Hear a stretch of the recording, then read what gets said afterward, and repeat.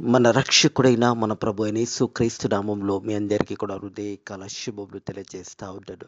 ప్రియ దేవుడి సగ్గమా, దేవుడి ప్రజలరా, మరొక హృదయకాలము చూసే ధన్యత దేవుడి తన కృప చేత మనకు అనుగ్రహించి మనల్ని సజీవులకు పెట్టిన దేవాది దేవుడైన మన ప్రభు అయిన యేసుక్రీస్తుకు కృతజ్ఞతాస్తుతులు చెల్లిస్తా ఉన్నాడు. ప్రతి హృదయకాలము దేవుడు మనల్ని జ్ఞాపకము చేసుకుంటూ మనల్ని సజీవులకు పెడుతూ మనకు ఆయుష్కాలను పొడిగిస్తూ మన జీవితంలో రక్షణ పొందుకోవడానికి దేవుడు సమయం ఇస్తున్నాడని సత్యాన్ని జ్ఞాపకం చేసుకుంటూ దేవుని గనపరిచి దేవునిని మహిమపరిచి దేవుని చిత్తానుసారంగా నడవాలని ప్రభు పేరిట తెలియజేస్తాను. హృదయ కాలము దేవుని యొక్క వాక్యము ధ్యానించుకుందాము. 95వ కీర్తన 7వ వచనం నుంచి 11వ వచనం వరకు వాక్య భాగాన్ని ధ్యానించుకుందాము. ప్రియ దేవుని సంగమా, దేవుని ప్రజలరా, దేవుని మాట వినినట్టయితే మనం రక్షణ పొందుకుంటాము. ఒకవేళ దేవుని మాట విననట్టయితే నిత్య నరకానికి వెళ్ళవలసి వస్తుందంటే సత్యాన్ని కూడా జ్ఞాపకం చేసుకోవాలి. రెండు మార్గాలు కనిపిస్తున్నాయి. ఒకటి పరలోక రాజ్యము, ఒకటి నరకము.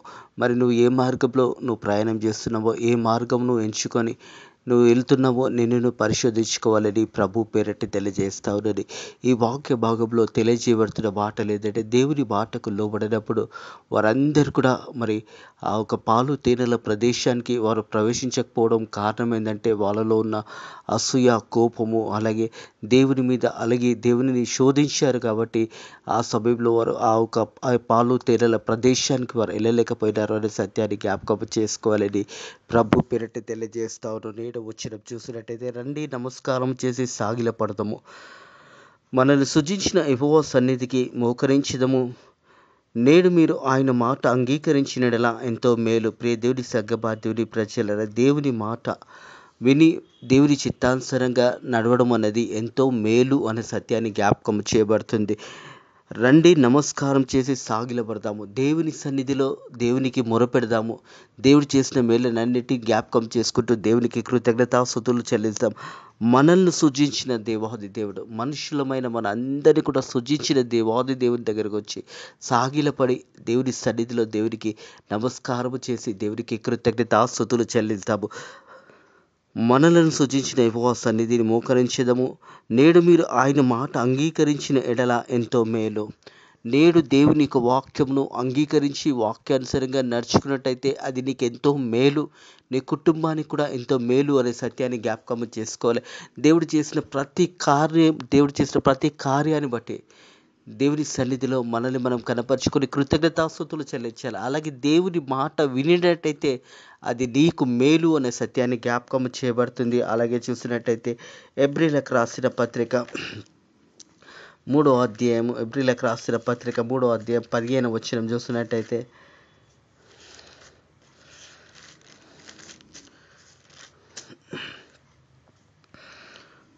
పదమూడు నుంచి, నేడు మీరు ఆయన శబ్దము వినినెడల కోశమును పుట్టించిన వల్ల మీ హృదయాలని కఠినపరచుకోకూడదని ఆయన చెప్పాను గనుక. ప్రియ దేవుని సగ్గమా, దేవుని ప్రజలరా, మీ హృదయాలని కఠినపరచుకోకూడదు. దేవుని వాక్యము విని వాక్యానుసారంగా మనం జీవించాలనే సత్యాన్ని జ్ఞాపకం చేసుకోవాలని ప్రభు పేరట తెలియజేస్తా ఉన్నది. మనం చూసినట్టయితే 95వ దావీదు కీర్తనలో చూసినట్టయితే 8వ వచనం, అరణ్యమందు మొరబ్యాబు నందు మీరు కఠినపరుచుకొనినట్టు మస్తామునందు మీరు కఠినపరుచుకున్నట్టు మీ హృదయాలను కఠినపరుచుకోకండి అని దేవుని యొక్క వాక్యం తెలియజేస్తుంది. మనం చూసినట్టయితే తిరిగి ఎబ్రీలకు రాసిన పత్రిక 3వ అధ్యాయం 15వ వచనం చూసినట్టయితే, 13వ వచనం నుంచి చూసినట్టయితే, నేడు మీరు ఆయన శబ్దము వినినెడల కోశము పుట్టించినప్పటి వల్ల మీ హృదయాలను కఠినపరచుకోకూడదు. ఆయన చెప్పాను గనుక పాపముల వల్ల కలిగే భ్రమచేత మీరు ఎవడను కఠినపరచుకోకున్నట్లు నేడు అనబడిన ఈ సమయం ఉండగానే ప్రతి దినము ఒకరినొకడు బుద్ధి చెప్పుకొనుండి. ఎలాగనగా మొదటి నుంచి మనకును దృఢ విశ్వాసము అంతము మటుకు గట్టిగా చేపట్టిన క్రీస్తు పోలిన వారమైందము చివరి వరకు. ప్రియ దేవుని సంగమా, దేవుని ప్రజలరా, హృదయాలను కఠినపరచుకోకుండా దేవుని వాక్యాన్ని అంగీకరించి దేవుని చిత్తానుసారంగా జీవించాలన్నది దేవుని యొక్క వాక్యం తెలియజేస్తూ ఉంది. ఆనాడు ఇజ్రాయేలు ప్రజలు మరి వారు దేవునికి విరోధంగా దేవునికి కోపం చెప్పే విధంగా వారు జీవించారు. అలాంటి కఠినపరుచుకోకుండా, హృదయాలను కఠినపరుచుకోకుండా దేవునికి లోబడి దేవుని చిత్తానుసారంగా జీవించాలని దేవుని యొక్క వాక్యం తెలియజేస్తూ ఉంది. ప్రియ దేవుని సంఘమా, దేవుని ప్రజ ఎప్పటి వరకు అంటే అంతము వరకు దేవునికి లోబడి దేవుని చిత్తానుసారంగా దేవుని వాక్యానుసారంగా మనం జీవించినట్టయితే చివరి వరకు, ఊపిరిన్నంత వరకు మనం దేవుని బిడ్డలుగా జీవించినట్టయితే నిత్య పరలోక రాజ్యపు వారసులమవుతామన్న సత్యాన్ని జ్ఞాపకం చేసుకొని, నేడు మీరు ఆయన శబ్దం విని నెడల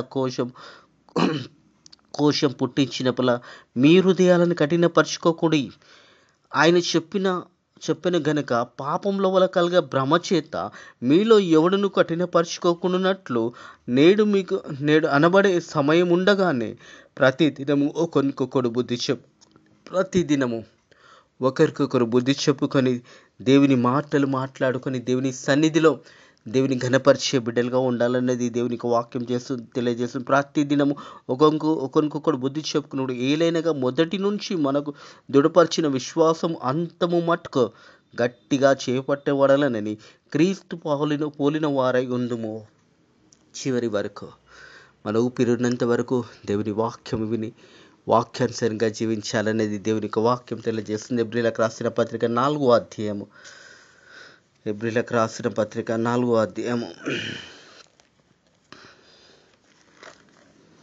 7వ వచనము.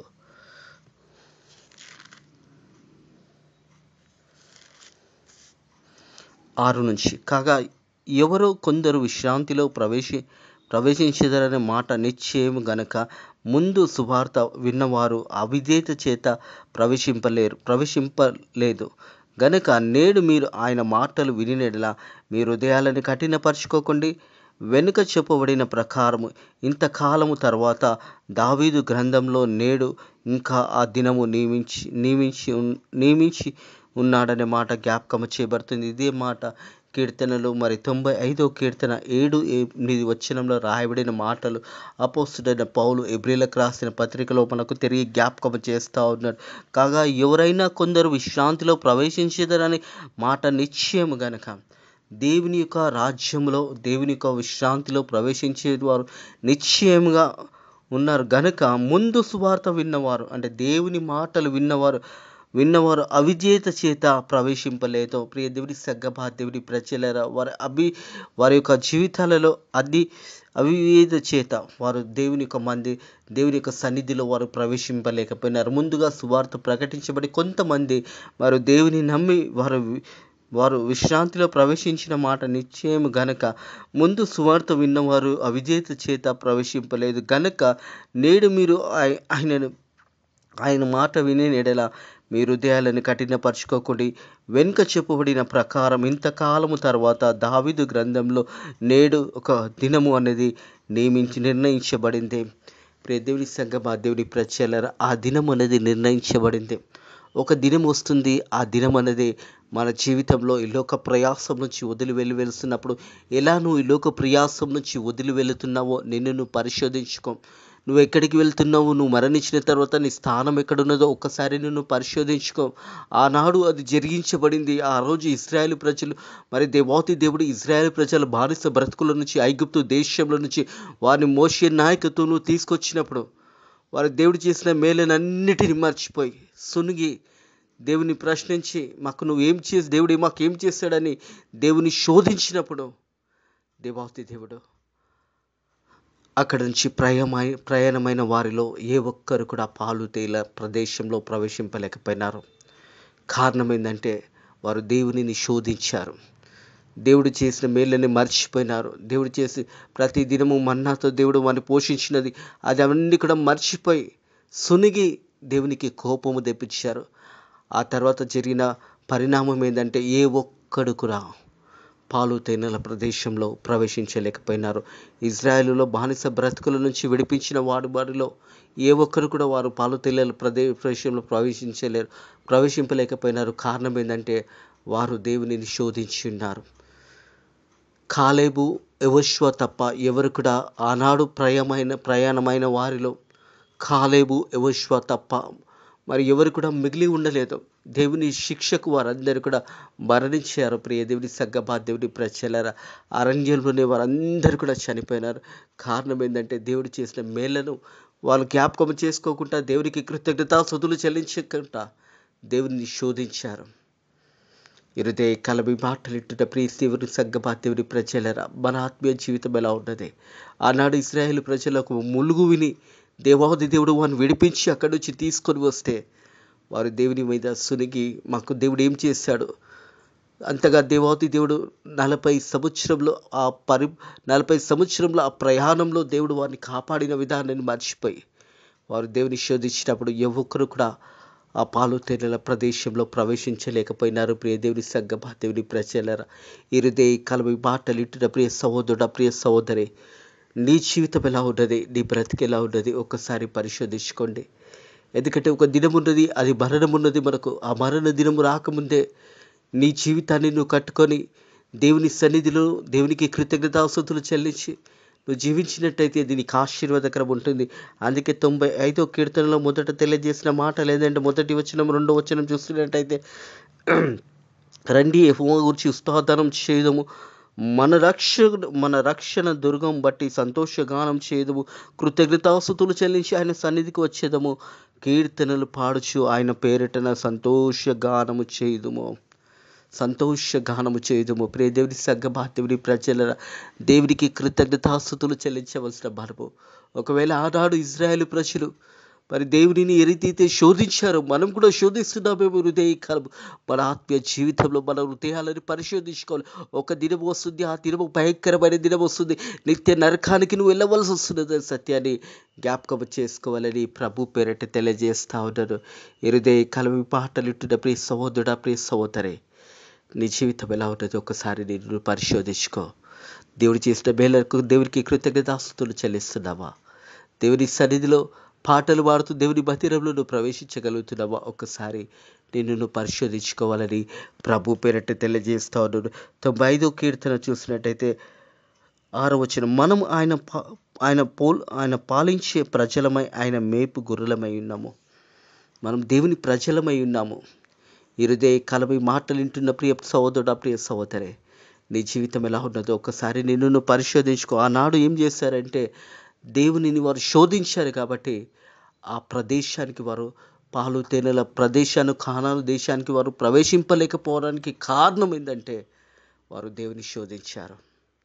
దేవుడు ఎంతగా క్షమించినా కానీ ఆ క్షమాపణను వారు పొందుకోలేకపోయినారు. హృదయకాలం దేవుడు ఇంతగా మనల్ని క్షమిస్తూ మన పాపంలో నిత్యము ఆ కల్వరి శిలువలో ఏసే రక్తము ద్వారా మన పాపాలన్నీ కూడా కడగబడినప్పుడు మనము ఇలాగా దేవునికి లోబడి జీవిస్తున్నాము. మనల్ని మనం పరిశోధించుకోవాలని ప్రభు పేరట తెలియజేస్తాను. అచ్చట మీ పితరులు నన్ను పరీక్షించి శోధించి నా కార్యములను చూచిరి అనే మాట జ్ఞాపకం చేయబడుతుంది. దేవునిని శోధించారు. ప్రియ దేవుని సంగమా, దేవుని ప్రజలరా, దేవుడు చేసిన గొప్ప కార్యాలను జ్ఞాపకం చేసుకొని దేవునికి కృతజ్ఞతాస్తుతులు చెల్లించవలసిన వారు దేవునిని శోధించిన తర్వాత దేవుడు వారందరినీ కూడా శిక్షించి ఉన్నాడని సత్యాన్ని జ్ఞాపకం చేసుకోవాలి. పాపము చేసిన వారికి శిక్ష తప్పదు. పాపం అనేది మన జీవితాలలో ఉన్నట్టయితే ఆ నిత్య నరకానికి మనల్ని తీసుకెళ్తుంది అనే సత్యాన్ని కూడా జ్ఞాపకం చేసుకోవాలి. అచ్చట మీ పితరులు నన్ను పరీక్షించి శోధించి నా కార్యంలో చూసిరి. దేవాతి దేవుడి యొక్క శిక్షకు గురైపోయినారు. ఎవరు కూడా ఆ ప్రాంతానికి ప్రవేశించలేకపోయినారు. కేవలము కాలేబు, యెహోషువ తప్ప ఎవరు కూడా ఆనాడు ప్రయాణమైన వారి ఇద్దరు తప్ప ఎవరు కూడా ఆ ప్రాంతాన్ని చూడలేదు. వారి నెక్స్ట్ జనరేషన్ చూడగలిగారు, వారి పిల్లలు చూడగలిగారు, కానీ వారు మాత్రం చూడలేకపోయినారు. కారణం ఏంటంటే వారు దేవుడిని శోధించారు. దేవునికి కోపం వచ్చే రేపుగా వారు మాట్లాడారు. ఒక్కసారి కాదు, 2 సార్లు కాదు, చాలా సందర్భంలో అది జరిగినా కానీ దేవుడు అప్పటి వరకు వారిని క్షమించాడు.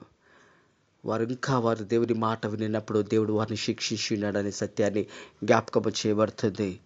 40 ఏళ్ల కాలంలో ఆ తరము వారి వల్ల నేను విసికి వారి హృదయంను తప్పిపోయే ప్రజలు వారు నా మార్గంలో తెలుసుకొనలేదు అనుకుంటేనే. ఎంతవరకు దేవుడు క్షమించాడో అంతవరకు క్షమించాడు. కానీ వారు దేవుని మార్గాలను తెలుసుకోలేకపోయినారు. దేవుని యొక్క ప్రేమను వారు పొందలేకపోయినారు. కారణం ఏంటంటే వారు దేవునిని శోధించారు. ప్రియ దేవుని సంగమా, దేవుని ప్రజలరా, 40 ఏండ్ల కాలము ఆ తరము వారి వలె నేను విసికి వారి హృదయంలో తప్పిపో ప్రజలు వారు నా మార్గంలో తెలుసుకొనలేదని అనుకుంటేనే, వారు నా మార్గంను తెలుసుకోలేదని అనుకొని దేవాది దేవుడు వారందరినీ కూడా అరణ్యంలోనే చంపివేశాడు. ప్రియ దేవుని సంగమా, దేవుని ప్రజలరా, కారణం ఏంటంటే దేవుని ప్రేమను వారు తెలుసుకోలేకపోయినారు. దేవుని యొక్క అమూల్యమైన ప్రేమను వారు పొందుకోలేకపోయినారు. కారణము వారి జీవితంలో దేవునిని శోధించారు, దేవునిని బాధ పెట్టారు. ఈ కాలము మనము ఏ రీతిగా జీవిస్తున్నామో, మనము కూడా దేవునిని శోధిస్తున్నామా, దేవుని బాధ పెడుతున్నామా? మన ఆత్మీయ జీవితంలో మనం చేసే పనుల వల్ల దేవుడు మనల్ని చూసి దేవుడు బాధపడుతున్నాడా? లేదా దేవుడు మనల్ని చూసి నా కుమారుడా, నా కుమార్తెడు నా కొరకు జీవిస్తున్నారని సంతోషపడే జీవితాలుగా మనం జీవిస్తున్నామా లేదా? ఒక్కసారి మన ఆత్మీయ జీవితాన్ని మనం పరిశోధించుకుందాము. ఎందుకంటే ఆనాడు జరిగిన సంఘటన ఏ ఒక్కరు కూడా మరి పాలు తేనెల ప్రదేశంలో ప్రవేశించలేకపోవడానికి కారణం ఏంటంటే వారు దేవుని శోధించారు, దేవుని పరీక్షించారు. దేవాది దేవుడు వారు ఎవరిని కూడా మరి ఆ సమయంలో ఆ ఒక ప్రవేశంలో అడుగు పెట్టలేక వారిని అక్కడనే వారి జీవితాలు అక్కడనే ముగిసిపోయినాయి. ప్రియ దేవుని సంగమా, దేవుని ప్రజల, అందుకే కావున నేను కోపించినప్పుడు నా విశ్రాంతిలో ప్రవేశింపకూడదని ప్రమాణము చేసి తినే. ప్రియ దేవుని సంగమా, దేవుని ప్రజల, దేవుని యొక్క కోపం అనేది రగిలిపోయింది. దేవాది దేవుడు రోషం గల దేవాది దేవుడై ఉన్నాడు. పాపం చేసిన వారిని క్షమించడు, కానీ పాపం చేసిన వారి పట్ల దేవాది దేవుడు అనేక అవకాశాలు ఇస్తాడు.